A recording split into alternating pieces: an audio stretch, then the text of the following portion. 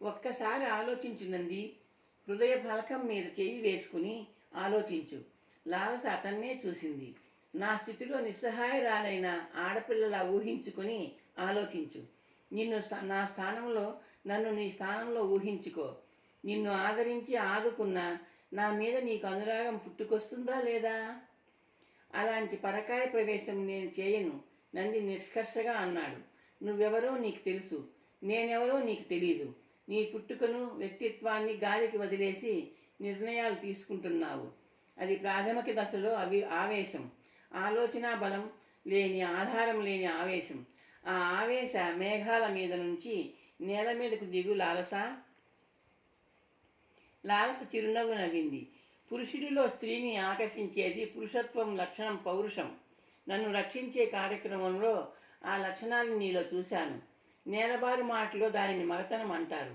నిస్సహాయ స్థితిలో, అబలగా, అనాథగా ఆధారపడిన అసహాయరాలిగా అందుబాటులో ఉన్న యువతిని అందుకోవాలన్న కోరిక లేకుండా నిష్కామంగా, నిర్వికారంగా చూసే పురుషుడు నిజంగా ఉత్తమ పురుషుడు. అతని పౌరుషం నిజమైన ఉదాత్తమైన మగతనం. ఆ మగతనాన్ని స్త్రీ అభిమానిస్తుంది, ఆరాధిస్తుంది. ఆ పురుష లక్షణం ముందు మోకరిల్లుతుంది. నేను అదే చేస్తున్నాను. లాలస, ఆవేశాన్ని అదుపులో పెట్టుకో. నంది లాలస వాక్ప్రవాహానికి అడ్డుకట్ట వేసే ప్రయత్నం చేశాడు. నేను వివరించిన 2 పురుష లక్షణాలను నీలో చూశాను. 2వ లక్షణం నన్ను మానసికంగా నీకు దగ్గర చేసింది. అందమైన యువతి మీద కన్ను వేయాలన్న ఆలోచన, చేయి వేయాలన్న వాంఛ లేని నీ ఉత్తమ పురుష లక్షణం నన్ను సూదంటు రాయిలా నీ వైపు లాగుతోంది. అది నీ పట్ల నాలో అభిమానాన్ని పెంపొందించింది, ఆరాధ్య భావం రగిలింది, అనురాగాన్ని అంకురింపజేసింది. ఇంక నేను చెప్పేది విను, నంది లాలసనే చూస్తూ అన్నాడు. నీ ఆరాధనా భావానికి, అభిమానానికి, అనురాగానికి ధన్యవాదాలు. ఒక్కసారే చెప్తాను, 1,000 పర్యాయాలు చెప్పినట్లు పరిగణించుకో. నేను నిన్ను పెళ్లి చేసుకోను. అంతసేపు లాలస ముఖం మీద నా లాస్యం చేసిన ప్రసన్నత తటారున మాయమైపోయింది. కనుబొమ్మలు కదిలాయి. నువ్వు ప్రేమించిన యువతి, ప్రేయసి ఎవరైనా ఉన్నారా? లేదు. మేనత్త కూతురు కానీ, మేనమామ కూతురు కానీ, పెద్దలు నిర్ణయించిన యువతి ఎవరైనా ఉన్నారా? లేదు. చివరి ప్రశ్న, నువ్వు ప్రేమించిన, భార్యగా చేసుకోవాలని నువ్వు నిర్ణయించుకున్న యువతి? లేదు. లాలస నిదానించి అతని కళ్ళలోకి చూసింది. నేను కామరూప చక్రవర్తి ఏకైక పుత్రికను. నువ్వు నన్ను సురక్షితంగా, సలక్షణంగా నా తల్లిదండ్రుల వద్దకు చేర్చుతావు. నాకు సంపూర్ణమైన విశ్వాసం ఉంది. నా తండ్రి నా మాటను కాదనరు. నా మాన ప్రాణాలు కాపాడిన నందిని నాకు భర్తగా బహుకరించమని, నన్ను నందికి భార్యగా బహుకరించమని అడుగుతాను. అప్పుడు నువ్వు నా మెడలో తాళి కట్టక తప్పదు. నంది చిన్నగా నవ్వాడు. ఆశ పెంచుకోవద్దు లాలస, అది జరగదు. నంది, ఇప్పుడు నేను అబలను, నిస్సహాయ స్థితిలో ఆధారపడిన యువతిని కావచ్చు. రాజధాని చేరిన క్షణంలో నా అవతారం మారిపోతుంది. అబల లాలస యువరాణి లాలస అవుతుంది. మహారాజు, మహారాణి, యువరాణి ముచ్చటను కాదనలేరు. మిన్ను విరిగి మీద పడినా సరే నీ తండ్రి నిన్ను నాకు ధారపోయారు. ఎందుకు? లాలస తీక్షణంగా చూస్తూ అడిగింది. ఎలా తెలుసు నీకు? నేను అపరాధిని, దేశ బహిష్కార శిక్ష అనుభవిస్తున్న నేరస్తుడిని. లాలస నోరు తెరుచుకుంది. ఆమె పెద్ద పెద్ద కళ్ళు గిన్నెల్లా అయ్యాయి. నిన్ను బహిష్కరించిన దేశం ఏది? ఆ దేశం నా కుటుంబానికి అంతకు శిక్ష విధించింది. నా తండ్రిని, నా చెల్లిని కూడా శిక్షించింది. నీది ఏ దేశం? లాలస అడ్డు తగిలింది. ఇవాళ కాకపోయినా రేపైనా సమీప భవిష్యత్తులో నీకు చెప్పక తప్పదు. ఇప్పుడే చెప్పడం మంచిది. నీలో మొలకెత్తిన ఆవేశాన్ని మొక్కగా ఉన్నప్పుడే పెకలించి వేయడం మంచిది. నీకే కాదు, మన ఇద్దరికీ అంటూ నంది ప్రారంభించాడు. నంది చెప్పిన కథను మౌనంగా విన్న లాలస అతని ముఖంలోకి తదేకంగా చూస్తూ ఉండిపోయింది. అంత చిక్కని భావాలు ఆమె నయన దర్పణాల మీద నీడలా కనిపిస్తున్నాయి. ఆమె పెదవులు చిరుగాలి కదిలే చిగురాకుల్లా కదిలాయి. మీ నాన్న రుద్రాక్షుడు, సర్వసైన్యాధ్యక్షుడు అవునా? లాలస ప్రశ్నించింది. ఎలా ఊహించావు? తనది కామరూప రాజ్యమని, శిక్ష విధించిన రాజు కుబేరవర్మని చెప్పకుండా శిక్ష గురించి చెప్పిన నంది అడిగాడు. సభలో జరిగే ప్రధాన విషయాలు అంతఃపురంలో కాలక్షేపం మాటల రూపంలో వ్యక్తమవుతూ ఉంటాయి. నువ్వు మీ నాన్నగారి పేరు, నీ చెల్లెలి పేరు చెప్పలేదు. అయితే శిక్షల రూపం నన్ను ఊహించేలా చేసింది. లాలస, నా చెల్లెల్ని నువ్వు చూశావా? క్షేమంగా ఉందా అప్పుడు? నంది కంఠస్వరంలో ఆశ ధ్వనించింది. చూశానో లేదో గుర్తులేదు. శౌచాలయ పరిచారికగా కొత్త దాసి వచ్చిందని విన్నాను. అంతఃపురంలో 100కు పైగా ఉంటారు దాసీజనం. మరోలా అనుకోకు, చాలామంది పేర్లు గుర్తుండవు. నంది అర్థమైనట్లు తల పంకించాడు. లాలస నంది వైపు తదేకంగా చూసింది. నంది, నువ్వు చెప్పింది విన్నాక మీరెవ్వరూ ఏ నేరమూ చేయలేదని అనిపిస్తోంది. అయినా శిక్ష విధించబడింది. నాన్న నిరపరాధులను శిక్షించరని నేను నమ్మాను. మా నాన్న నేరం చేయలేదు. శతకోటి పర్యాయాలు చెప్పగలను. ఆయనది అఖండమైన ఆదర్శప్రాయమైన రాజభక్తి, అచంచలమైన దేశభక్తి. ఏదో కుట్రలో ఆయనను ఇరికించి అపరాధిగా చూపించి మహారాజు గారిని నమ్మించారు. ఇక నా చెల్లి దీపాంకుర భటుల వెంట రాజుగారి సమ్ముఖానికి రానంటూ ఆమె ఎదురు తిరగలేదు. రాజాజ్ఞను ధిక్కరించలేదు. అయినప్పటికీ భటులు అనుచితంగా ప్రవర్తించారు. మిగిలింది నేను. భటుల అసభ్య ప్రవర్తనని ప్రతిఘటించాను. నా చెల్లి పట్ల భటులు ప్రవర్తించిన విధానము న్యాయబద్ధమైతే వాళ్ళ పట్ల నా ప్రవర్తన న్యాయబద్ధమే. ఆ దృష్టిలో నేను కూడా నేరం చేయలేదు. అవును, నీ స్థానంలో నేనుంటే అలాగే ప్రతిస్పందించి ఉండేదాన్ని. లాలస అంది. జరిగిన యథార్థాన్ని నేను మా నాన్నగారికి వివరిస్తాను. మీ నాన్నగారి రాజభక్తి గురించి వివరిస్తాను. శిక్షలు ఉపసంహరించమంటాను. నా మాటను మహారాజు గారు అంగీకరిస్తారు. నేను అంగీకరించను. నంది, లాలస ఆశ్చర్యంగా అంది. మీకు విధించిన శిక్షలు సామాన్యమైనవి కావు, దారుణమైన శిక్షలు. వాటిని యువరాణిగా నేను ఉపసంహరించేలా చేస్తాను. నువ్వు సాధించే ఉపసంహరణ ఒక భిక్షం. నంది అడ్డుతగులుతూ అన్నాడు. మేము ముగ్గురు నిరపరాధులమని నిరూపించబడాలి. ముఖ్యంగా మా నాన్నను కుట్ర అనే భయంకరమైన చట్టంలో ఇరికించిన దుర్మార్గుడు ఎవరో తెలియాలి. ఆ శిక్ష అతనికి విధించాలి. అది నా కోరిక, అది నా లక్ష్యం, అదే నా జీవిత ధ్యేయం. లక్ష్యాన్ని ఎలా సాధిస్తావు? తెలీదు. సమయం వచ్చినప్పుడు స్పందిస్తాను, సాధిస్తాను. ఆ ఆశతోనే జీవిస్తున్నాను. అయితే నా సహాయం తీసుకోవా? లాలస అతని కళ్ళలోకి చూస్తూ అడిగింది. సమయం వచ్చినప్పుడు నీ ప్రశ్నకు సమాధానం చెప్తాను. ఇప్పుడు నా లక్ష్యం నిన్ను క్షేమంగా స్వస్థలానికి చేర్చడం. చేర్చినందుకు బహుమతిగా మహారాజు గారు శిక్షలు తొలగిస్తే? లాలస తెలివిగా అడిగింది. చెప్పానుగా, దోషులను పట్టించి మా నిర్దోషిత్వాన్ని ప్రత్యక్షంగా నిరూపించుకున్న తరువాత శిక్షలు అవే తెగిపోతాయి. నంది చిరునవ్వుతో అన్నాడు. మనం బయలుదేరాలి. లాలస బరువుగా నిట్టూర్చింది. తన చేతిలో ఉన్న పసుపు తాడుని ఒకసారి చూసి నంది వైపు చూపులు మళ్లించింది. ఈ పసుపు తాడును నా చేతులతో నేనే ముడివేసుకుని నా వేషానికి పరిపూర్ణత ఇస్తాను. అభ్యంతరం లేదుగా?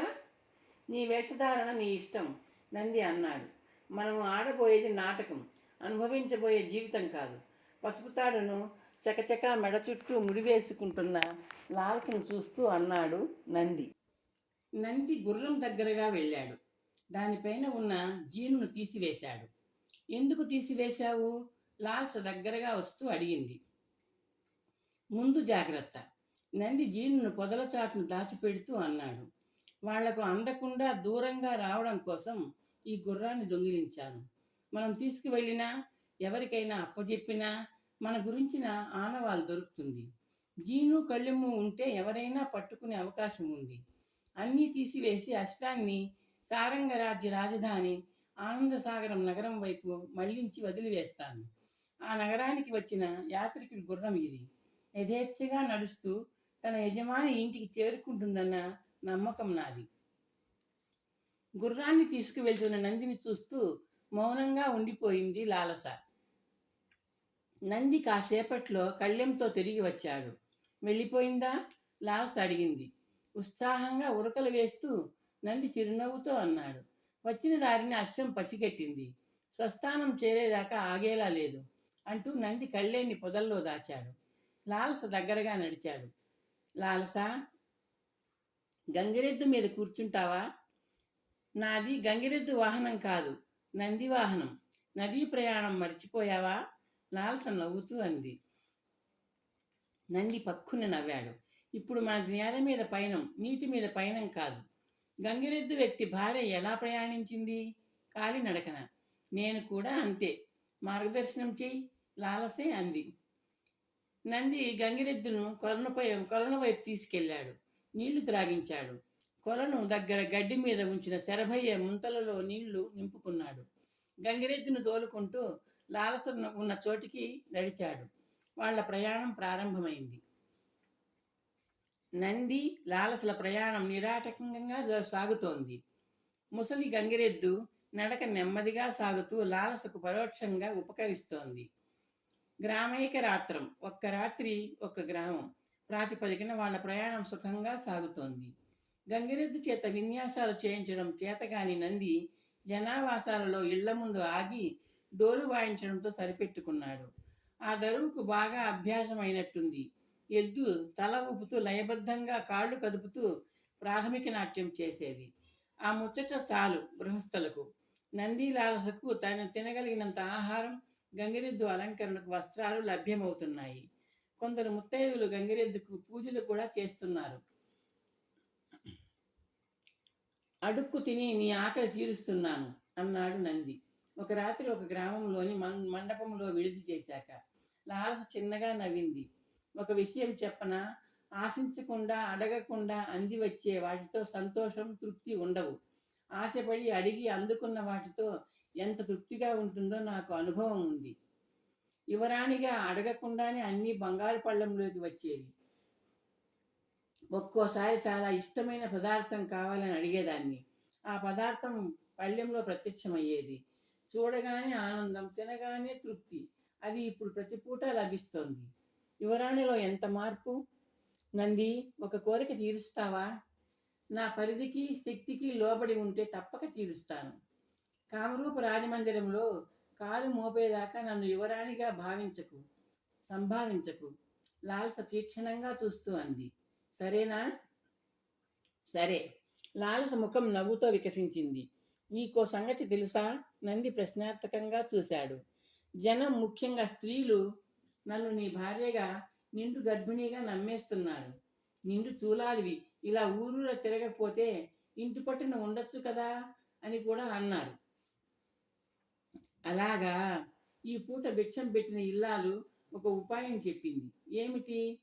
కాసేపు అయ్యేదాకా తమ పశువుల పాకలో హాయిగా ఉండమంది. తిండి పెడతానంది. ఉండిపోదామా? లాలస నవ్వింది. నంది తదేకంగా లాలస ముఖంలోకి చూసి కడుపు చెక్కలయ్యేలా నవ్వడం ప్రారంభించాడు. నంది గంగిరెద్దు తాడు పట్టుకుని ముందు నడుస్తున్నాడు. లాలస అతని ముందు కొంచెం దూరంలో నెమ్మదిగా అడుగులు వేస్తోంది. నిన్న ఎర్ర చీరలో ఉన్న లాలస ఇవాళ ఆకుపచ్చ చీర ధరించింది. అడుగులు చాలా నెమ్మదిగా వేస్తోంది. ముళ్ళ మీద నడిచే వ్యక్తిలా అరికాళ్ళు బొబ్బలెక్కి ఉంటాయి. అంతఃపుర కన్య ఎండకన్నెరగని ఎలనాగా కటిక నేల మీద నడుస్తోంది. నంది జాలిపడుతూ ఆమెను సమీపించాడు. పాదాలు బొబ్బలెక్కినట్టున్నాయి. కాసేపు నీడలో విశ్రాంతి తీసుకో లాలస.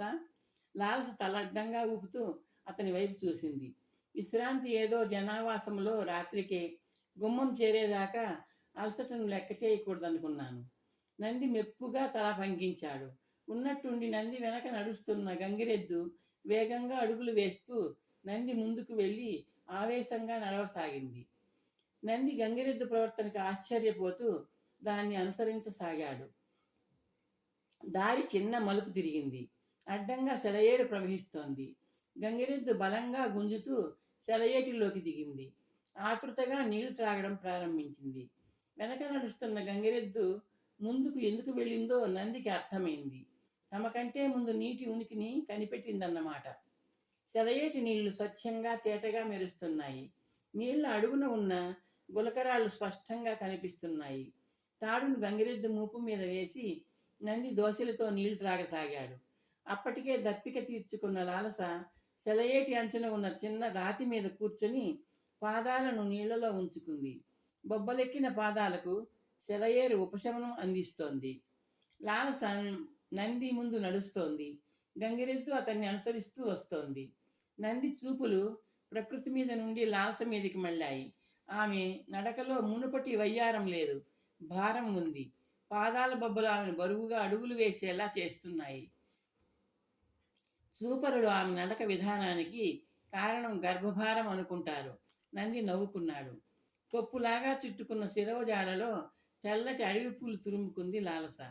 తన వేషం గురించి అన్ని జాగ్రత్తలు తీసుకుంటుందామె. మృదంగ ధ్వనిలా వినిపిస్తున్న చప్పుడు నంది ఆలోచనలకు అంతరాయం కలిగించింది. అది మృదంగ ధ్వని కాదని, గుర్రాల గిట్టల ధ్వని అని నందికి తెలుసు. నందు వెనుదిరిగి చూశాడు. గుర్రాల గిట్టలు రేపుతున్న ధూళి తెరలోంచి ఆస్తికుల బృందం కనిపిస్తోంది. కాసేపట్లో గుర్రాలు సెలయేటిలోకి దూకాయి. నీటి తుంపరలు పైకి ఎగురుతున్నాయి. వేగంగా పరిగెడుతున్న గుర్రాలను చూస్తూ నంది గంగిరెద్దును పక్కకి లాగాడు. లాలస ఆగి వెనుదిరిగి చూస్తోంది. నడుస్తూ ఉండమని ఆమెకు సైగ చేస్తూ నంది గంగిరెద్దును లాగుతూ కొద్దిగా కుంటుతూ నడవసాగాడు. క్షణాలు గడుస్తున్నాయి. గిట్టల చప్పుడు దగ్గరవుతోంది. నంది అమాయకుడుగా తిరిగి చూశాడు. 6 అశ్వికులు గుర్రాలు నంది దగ్గర ఆగాయి.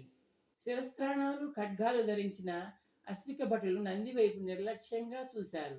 అందరికీ మెలితిరిగిన మీసాలున్నాయి. ఏయ్ గంగిరెద్దు! నంది కుంటినడక ఆపి తనను గంగిరెద్దు అంటూ పిలిచిన భటుడి వైపు వినయంగా చూశాడు. దొరా, ఎక్కడి నుంచి వస్తున్నావు?